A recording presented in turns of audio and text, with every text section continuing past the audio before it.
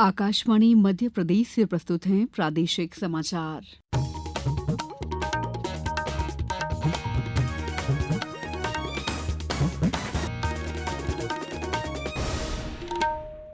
नमस्कार, समाचारों के साथ मैं दीपा सिंह।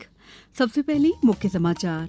कुनो नेशनल पार्क में गामिनी और उसके 4 शावकों को भी छोड़ा गया खुले जंगल में।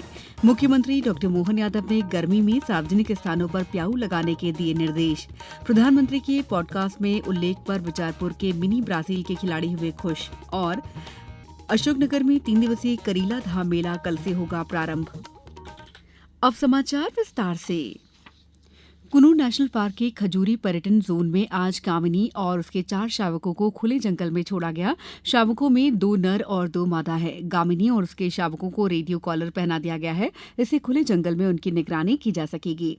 इन 5 चीतों के छोड़े जाने के बाद खुले जंगल में चीतों की संख्या 17 हो गई है।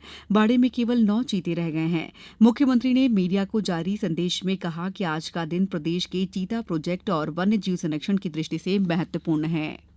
आज का दिन फॉरेस्ट के लिए, खास करके चीता प्रोजेक्ट के लिए और उल्लेखनीय दिन है। आज गामिनी और उसके बच्चों को बाड़े से बाहर करके हमारे अपने मध्य प्रदेश की धरती पर वो स्वच्छंद रूप से घूमे और उनके माध्यम से अब ये चीता प्रोजेक्ट और ये पर्यटन को भी बढ़ावा देगा, इकोनॉमी बढ़ाएगा। खास करके चंबल के बेल्ट में एक के बाद एक ये सौगातें मिलना हम सबके लिए सौभाग्य की बात है। प्रदेश विधानसभा के बजट सत्र के 5वें दिन आज सदन में नियंत्रक महालेखाकार की साल 2022 की रिपोर्ट पेश की गई। इसके साथ ही पिछले बजट के आय व्यय पर सामान्य चर्चा के साथ नए बजट के लिए विभागीय अनुदान मांगों पर भी चर्चा हुई। बैठक के दौरान एजी रिपोर्ट में गिनाई गई खामियों, जबलपुर जिले के टिमरी गांव में बीते दिनों हुए 4 लोगों की हत्या और कान्हा नेशनल पार्क में हाल ही में हुई मुठभेड़ का मामला भी गूंजा। विपक्षी दल कांग्रेस के सदस्यों ने इन मुद्दों को लेकर हंगामा किया। 1-2 अवसर ऐसे भी आए जब विपक्षी सदस्यों ने सदन से बहिर्गमन भी किया। मुख्यमंत्री डॉ मोहन यादव ने गर्मी के मौसम को देखते हुए जिलों के कलेक्टर, नगरीय निकायों और पंचायतों को सार्वजनिक स्थानों पर प्याऊ लगाने के निर्देश दिए हैं। उन्होंने कहा कि इन स्थानों पर छाया की व्यवस्था भी की जाए। मुख्यमंत्री ने इस संबंध में जनप्रतिनिधियों से भी अपील की है। उन्होंने कहा कि जन सामान्य के लिए गर्मी में प्याऊ लगवाने की परंपरा प्राचीन काल से रही है। जल संरक्षण के साथ साथ जल की सहज उपलब्धता सुनिश्चित करने के लिए ये व्यवस्था आवश्यक है। राज्य निर्वाचन आयुक्त मनोज श्रीवास्तव ने जिला निर्वाचन अधिकारियों को त्रिस्तरीय पंचायत उपचुनाव नवीन प्रणाली पेपरलेस बूथ के माध्यम से कराने की प्रक्रिया का व्यापक प्रचार प्रसार कराने के निर्देश दिए हैं। उन्होंने कहा कि इसके लिए जिला और विकासखंड स्तरीय नोडल और सहायक नोडल अधिकारी और मास्टर ट्रेनर्स नियुक्त कर जानकारी जल्द भेजें। इससे वे निर्वाचन के पूर्व नवीन मतदान प्रणाली से भली भांति परिचित और अभ्यस्त हो सकेंगे। महिला बाल विकास विभाग के संभागीय संयुक्त संचालकों और जिला कार्यक्रम अधिकारियों के लिए पोषण भी पढ़ाई भी कार्यक्रम के सफल आयोजन को सुनिश्चित करने के उद्देश्य से 1 दिवसीय कार्यशाला का आयोजन कल भोपाल में किया जा रहा है। महिला बाल विकास मंत्री निर्मला भूरिया इस कार्यशाला का शुभारंभ करेंगी। केंद्र सरकार के पोषण भी पढ़ाई भी कार्यक्रम के तहत प्रदेश की सभी आंगनबाड़ी कार्यकर्ताओं को प्रशिक्षित किया जाएगा। 2 चरणों में ये प्रशिक्षण कार्यक्रम 20 से 22 मार्च और 24 से 26 मार्च को होगा। समाचारों में वक्त है ब्रेक का। ये समाचार आप आकाशवाणी मध्य प्रदेश से सुन रहे हैं। ये समाचार बुलेटिन YouTube पर Madhya Pradesh news all India radio channel पर और Facebook साथ ही X प्लेटफॉर्म पर AIR न्यूज भोपाल पेज पर सुने जा सकते हैं। इसके अलावा आप हमारी वेबसाइट newsonair.gov.in पर अथवा न्यूज ऑन AIR ऐप पर भी समाचार सुन सकते हैं। ब्रेक के बाद समाचारों में आपका एक बार फिर स्वागत है। प्रधानमंत्री नरेंद्र मोदी ने पॉडकास्टर लेक्स फ्रिडमैन के साथ बातचीत के दौरान शहडोल जिले के बिचारपुर गांव की अपनी यात्रा को याद किया। उन्होंने इसे मिनी ब्राजील करार दिया है। प्रधानमंत्री के इस उल्लेख से बिचारपुर के खिलाड़ी और कोच बहुत खुश हैं। कोच रईस अहमद ने इसके लिए प्रधानमंत्री का आभार माना है। प्रधानमंत्री जी ने एक बार फिर मिनी ब्राजील कहा है बिचारपुर को कि यहाँ के खिलाड़ियों की तारीफ की है। मैं बहुत शुक्रगुजार हूँ उनका। वहीं खिलाड़ी रेनू कुएवट और सीताराम का कहना है कि इससे खिलाड़ियों का उत्साह बढ़ेगा। मैं बहुत खुश हूँ कि इतने बड़े प्लेटफॉर्म पे भी माननीय प्रधानमंत्री जी इतने छोटे गांव को चर्चा में ले रहे हैं। मेरा नाम सीताराम सहीस है और मैं एक फुटबॉल प्लेयर हूँ। हमारे प्रधानमंत्री जी समय समय में हमारे बिचारपुर शहडोल का नाम लेते रहते हैं। हमें बहुत गर्व महसूस होता है कि हमें अच्छा लगता है हमारे शहडोल जिले का नाम हो रहा है। मन की बात के 103वें एपिसोड में भी प्रधानमंत्री ने बिचारपुर का उल्लेख किया था। प्रधानमंत्री मोदी ने बताया कि इस गांव में हर परिवार 4 पीढ़ियों से फुटबॉल खेल रहा है। गांव से अब तक करीब 80 राष्ट्रीय स्तर के खिलाड़ी निकल चुके हैं।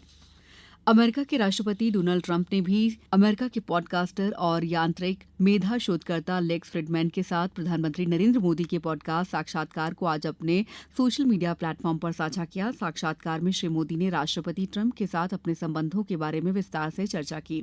श्री मोदी ने अमेरिका के प्रति उनके अनुकूल और समर्पण की प्रशंसा की। 3 घंटे से अधिक समय तक चली बातचीत में प्रधानमंत्री ने कल कहा कि उनका श्री ट्रंप के साथ अच्छा संपर्क है, क्योंकि दोनों अपने अपने देशों को पहले रखते हैं। अशोकनगर जिले के करीला धाम में रंग पंचमी के अवसर पर कल से 3 दिवसीय मेला प्रारंभ होगा। मेले में लगभग 20 लाख श्रद्धालुओं के आने की संभावना व्यक्त की जा रही है। मान्यता है कि अयोध्या छोड़ने के बाद माता सीता करीला में आकर ही रही थीं। यहीं पर उन्होंने लव और कुश को जन्म दिया था। कलेक्टर सुभाष कुमार द्विवेदी और पुलिस अधीक्षक विनीत कुमार जैन ने आज करीला मेला की अंतिम तैयारियों का जायजा लिया। जबलपुर में विकास कार्यों को नई गति मिलने जा रही है। लोक निर्माण मंत्री राकेश सिंह ने बताया कि विभाग को मिले 13,000 करोड़ के बजट में से जबलपुर के लिए 3,200 करोड़ रुपए मंजूर किए गए हैं। इस राशि से शहर में 1,600 करोड़ रुपए की लागत से 6 फ्लाईओवर और 1 रेलवे ओवरब्रिज का निर्माण होगा। साथ ही नई सड़कें बनाई जाएंगी और पुरानी सड़कों का पुनर्निर्माण किया जाएगा। इंग्लैंड में आज से शुरू हुए कबड्डी विश्व कप 2025 में भारतीय पुरुष टीम ने इटली को 64-22 से हराकर शानदार शुरुआत की है। एशिया के बाहर आयोजित होने वाला ये पहला विश्व कप 7 दिन तक चलेगा, जिसमें 60 से अधिक मैच होंगे। विश्व कबड्डी द्वारा आयोजित कबड्डी विश्व कप का यह दूसरा संस्करण है। आपको समाचार संक्षेप में।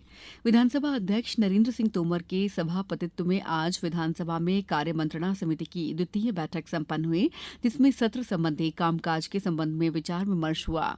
नीमच में जिला स्तरीय पेंशन फोरम की बैठक सोमवार को कलेक्ट्रेट सभाकक्ष में एडीएम लक्ष्मी गामड़ की अध्यक्षता में आयोजित की गई। पुलिस महानिदेशक कैलाश मकवाना ने आज सतना जिले के ग्राम पवैया पहुंचकर शहीद एएसआई रामचरण गौतम को श्रद्धा सुमन अर्पित किए। अनूपपुर में विश्व भोक्ता अधिकार दिवस के संबंध में ग्राम पंचायत बमनी में 21 मार्च को जिला स्तरीय कार्यशाला का आयोजन किया गया। खंडवा में 25 से 30 मार्च तक शासकीय महारानी लक्ष्मीबाई उच्चतर माध्यमिक विद्यालय में पुस्तक मेला का आयोजन होगा। मेले में सस्ती दरों पर कक्षा नर्सरी से 12वीं तक की पुस्तकें उपलब्ध रहेंगी। झाबुआ में कलेक्टर नेहा मीणा की अध्यक्षता में राजस्व अधिकारियों की समीक्षा बैठक आयोजित की गई। मंदसौर में प्रधानमंत्री आवास योजना ग्रामीण के द्वितीय चरण के लिए सर्वे प्रारंभ हो गया है। इसमें पात्र परिवारों के नाम 31 मार्च तक स्थायी प्रतीक्षा सूची में जोड़ने की कार्रवाई की जा रही है। शिवपुरी के पिछोर में किसानों ने अपनी विभिन्न समस्याओं को लेकर एसडीएम को आज एक ज्ञापन सौंपा। सीहोर जिले में रबी मौसम की फसल गेहूं, चना, मसूर की कटाई के बाद नरवाई चलाने पर प्रतिबंध लगा दिया गया है। बैतूल जिले में संभागायुक्त केजी तिवारी ने आज विभिन्न स्कूलों में जाकर परीक्षा का जायजा लिया और नकल विहीन परीक्षा कराए जाने के निर्देश दिए। इस बुलेटिन में बस इतना ही। अगले बुलेटिन में कल सुबह 7:10 पर फिर होगी आपसे मुलाकात। तब तक के लिए दीजिए इजाजत। नमस्कार।